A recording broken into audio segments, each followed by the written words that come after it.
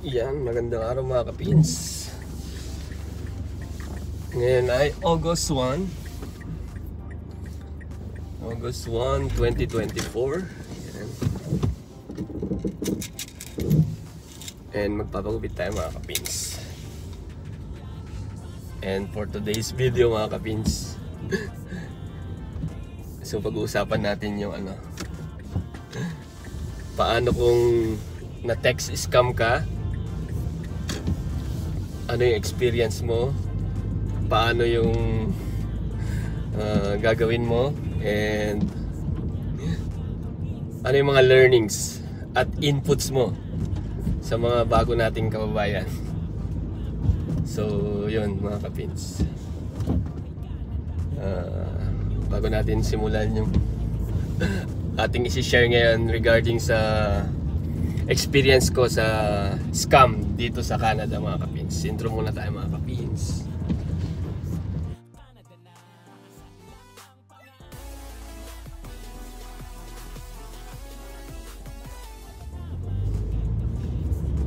So yun mga kapins, ito yung una kong experience to by scam na to. Pinagtatawanan na nga ako ni Teens TV kasi nga talagang hindi ako pumapatol sa mga nagte-text eh. Ang nangyari kasi is last June 4, that is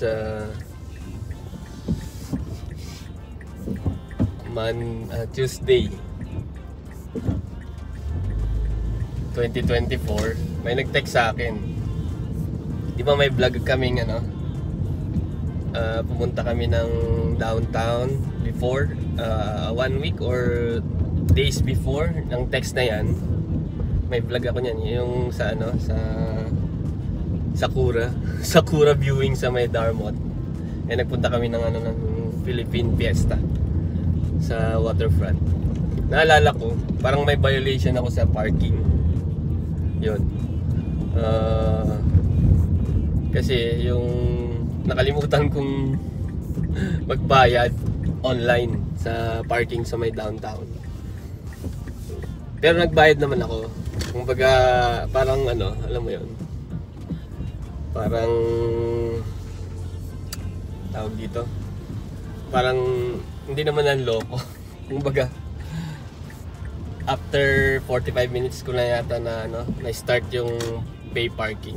Although naman ako, nadagdagan ko naman ng tawag dito, nadagdagan ko naman ng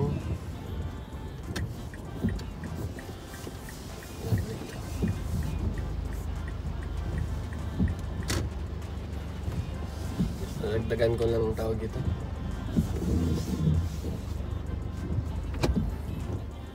ng binayad, instead na 1 hour lang, 2 hours yung binigay ko dun sa online. So bakit ko sinabi yan? Kasi nga yung text na na-receive ko mga kapins, yan, ilalagay ko dito. Tawag dito, parang mayroon kang babayaran na may violation ka sa parking, illegal parking, and kailangan mong i-settle by June 7, yung Friday.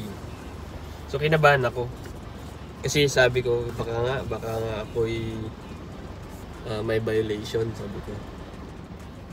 So yun,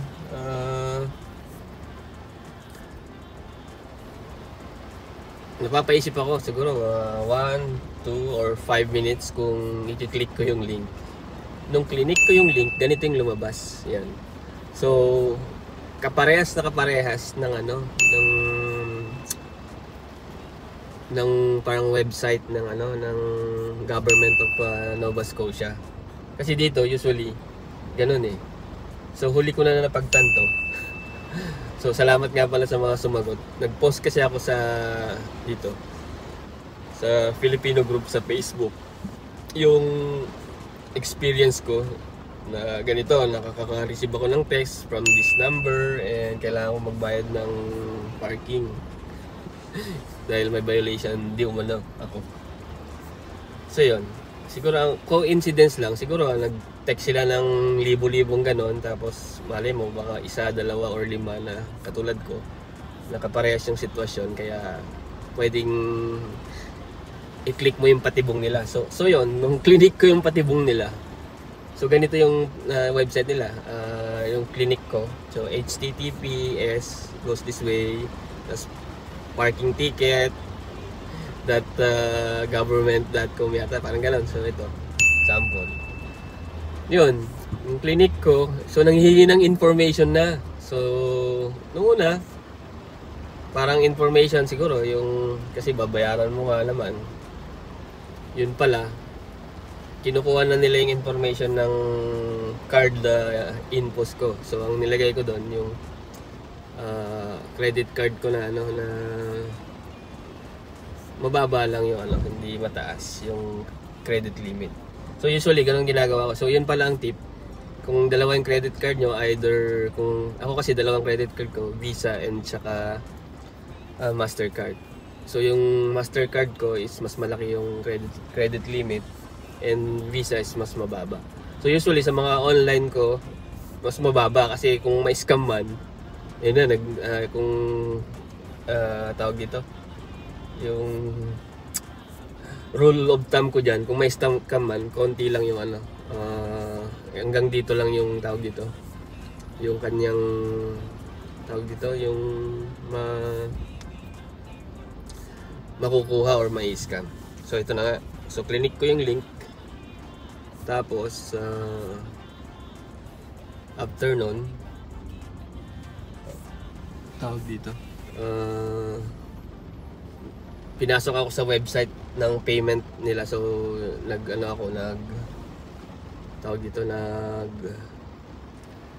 share ako ng mga informations, and then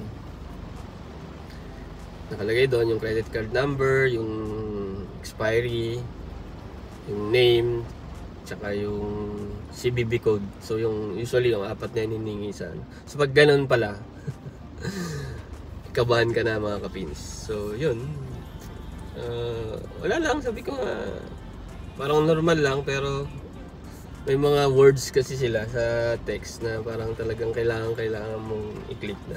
So magaling talaga sila, yung mga scammer. So yun ang nangyari. Ayan, cut muna tayo. Yan, welcome back sa ating channel mga kapins. Yun. Maulan ngayon, summer pero maulan. So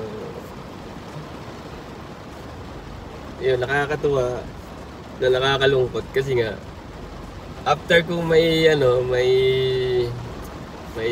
submit yung pinill-outan ko sa online, eto na, siguro after a day. So wala kasi sa isip ko na scam na yun. So after a day, naisip ko lang, pinakita ko kay Mrs. Sabi niya, ano ba yan? Scam yan kasi number lang yung galing sa text. Ayun na, dali-dali akong nag-post. Habang pinost ko doon sa Pinoy group, may nag-reply sa akin. So yan, yung asawa ni Cap Joey Moreno, nag-message sa akin. So sinabi niya halos parehas tayo ng nangyari sa amin. So yun, bla bla bla bla. So yun, dun sabi ko naman nung kausap ko siya, na report ko na kaagad. So na block na kaagad yung ano. Dito naman mabilis ang response dito ng ano. Yun yung maganda rin naman sa mga bangko, sa response nila sa mga reported scam. So automatic pagka gano'n, in-offline na nila yung card, and then padala na kagad ng card. So siguro after 3 days, siyempre online nakikita ko yung activities. Kahit na wala na yung deactivated yung card, nakikita mo yung activities eh. Nakita ko, kinabahan ako kasi sabi ko, meron may charge na ganito from Ontario. So 3 company. So yung isa Resto, yung isa Walmart, yung isa, basta 3 siya. Ito, pakita ko sa inyo. Ganyan yung charge. So parang total of 200 plus So, magkano rin yun? So, less than 10,000, no?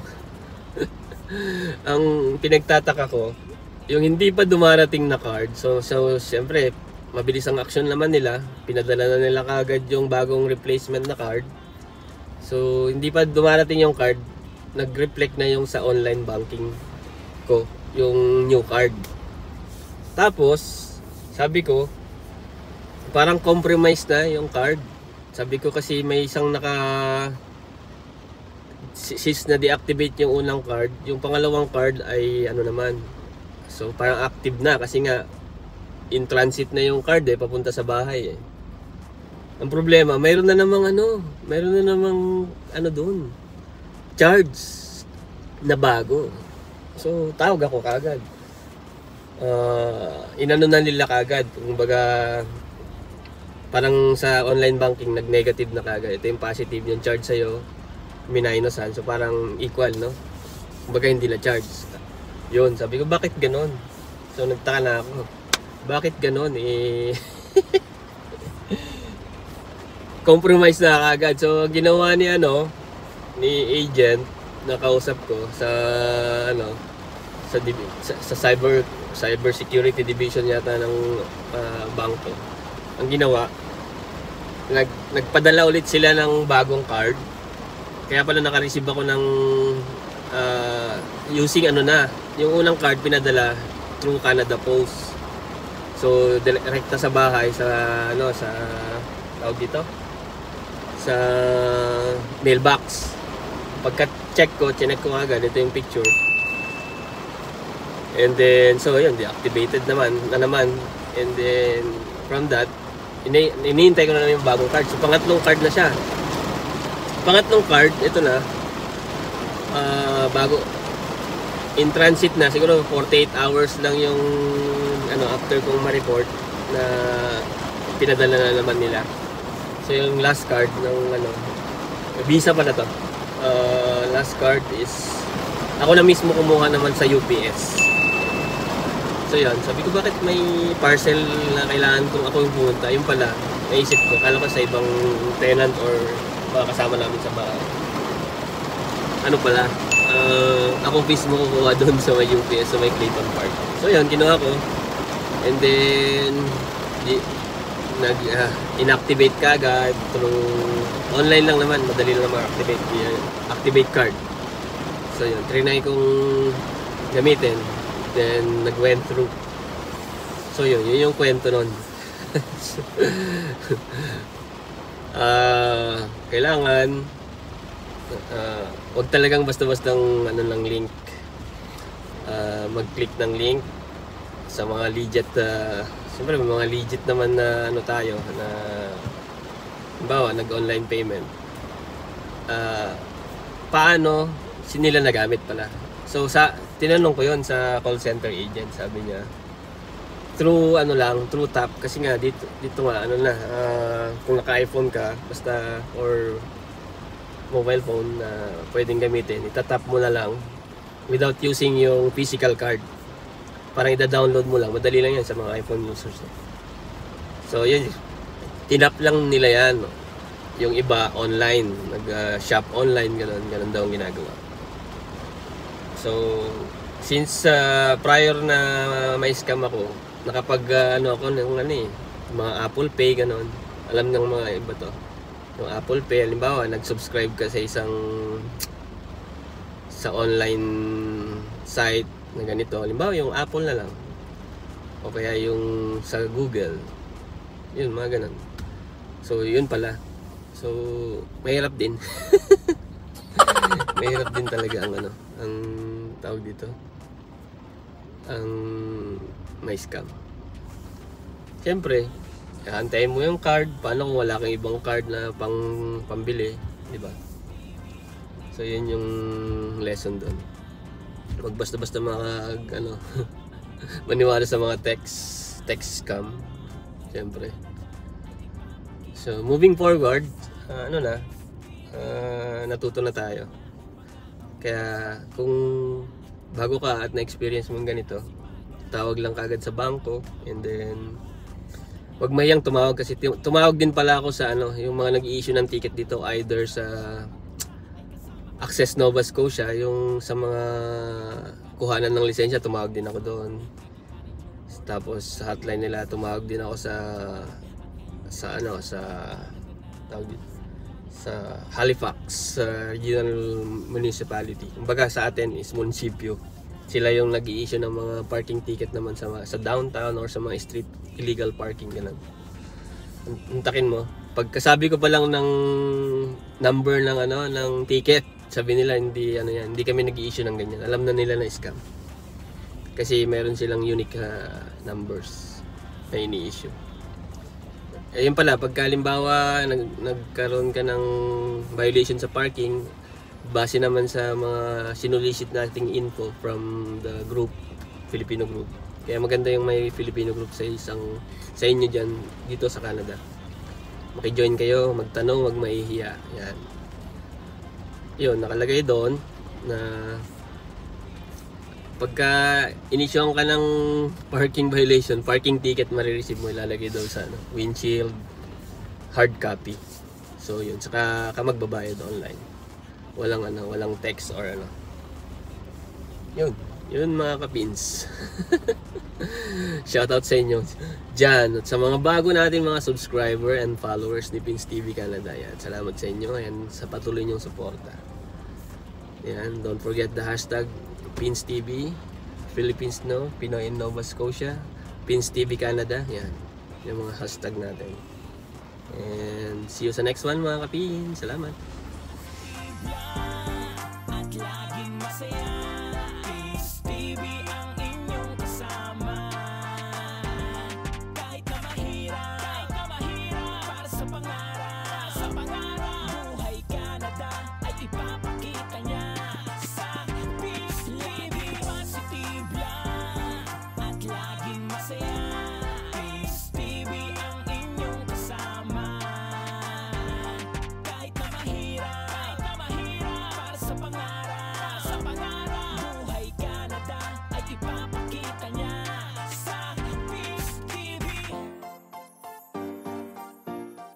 Yeah.